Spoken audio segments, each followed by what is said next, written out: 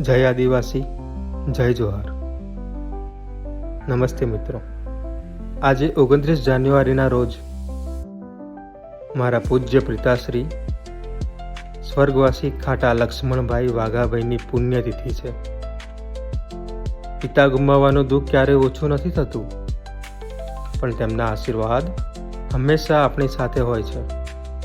મારા પિતાનું અવસાન બ્રેઇન કેન્સર જેવી ગંભીર બીમારીના કારણે થયું હતું.